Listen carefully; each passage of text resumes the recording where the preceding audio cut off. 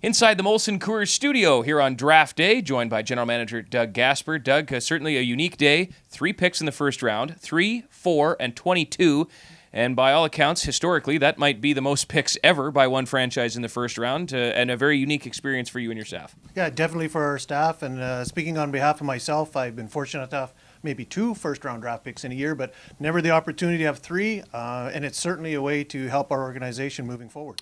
Well, you were a teacher in a former pre-hockey career, so how would you grade your day today on the old school A to F letter format? Well, it's always tough to grade these young men.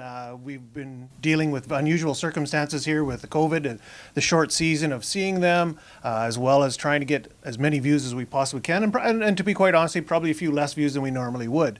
But our guys worked extremely hard. They knew their players inside out. They did an amazing job for us, our scouting staff, and led by Chris Moulton. And I'd have to give us an A for it today. I'm really excited about the players we have.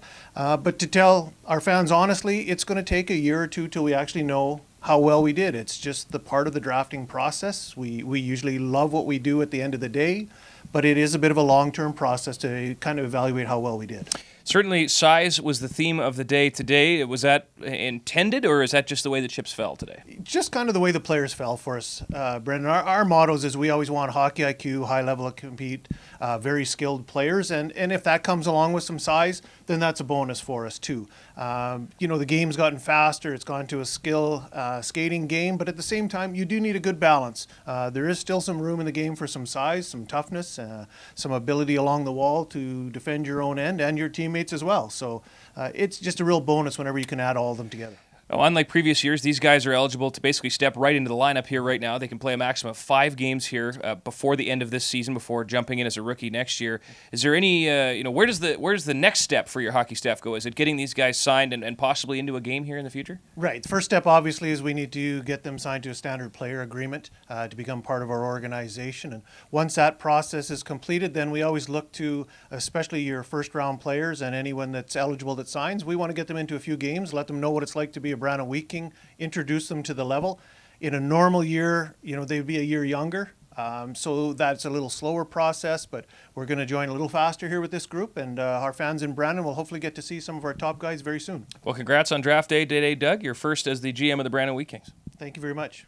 Inside the Molson Coors studio with the Wheat Kings Director of Player Personnel, Chris Moulton, here on Draft Day, a big day for the organization.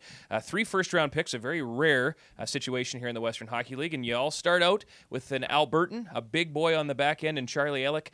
What do you see in him, and why was he your first pick here today with the number 3 pick overall? I guess Charlie's just the total package for us. He's a big man with skill and character and sense. He does so much well. It's hard to really critique his game, to be honest.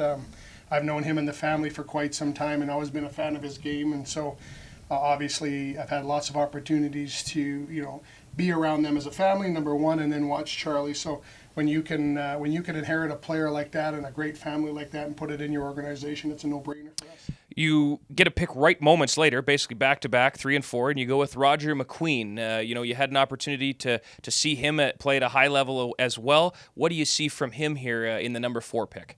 I guess lots of similarities to Charlie, but at forward, I guess, here's a big body that does so many things well. He's got great hockey sense. He makes people around him better. He's got a pro-like release. He's not afraid to push back against older players. I mean, he's got a late birthday, and the biggest thing with him is he's still young, and he's got lots of growth ahead of him. So for us to get a great player at an elite level at that size was something we couldn't pass up. Then you pick again at 22, the final round of the first pick, and you go back to Alberta. Caleb Hadland, what do you see in him here? For him, it's the complete package of compete level, leadership, and skill. Caleb is a leader at everything he does on the ice. Every team he's involved with, he takes a leadership role. And for us, when you have those types of characters coming into our room, it just makes our product better, our team better, our culture better.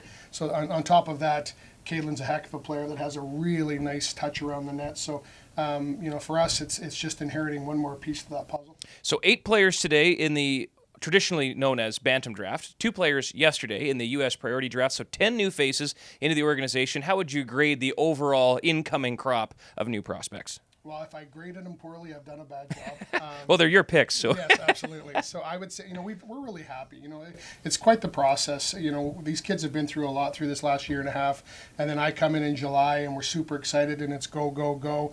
And then when you sit down and you have a chance to watch young players develop, and then all of a sudden you're involved with 10 of their lives and hopefully their development forward. So we're extremely happy. We focused on skill and compete level, and we just think that you need that, and especially out east here, the teams are so competitive and they play so hard. We need guys that push back to compete every night, and we think we've answered those questions with the kids we select.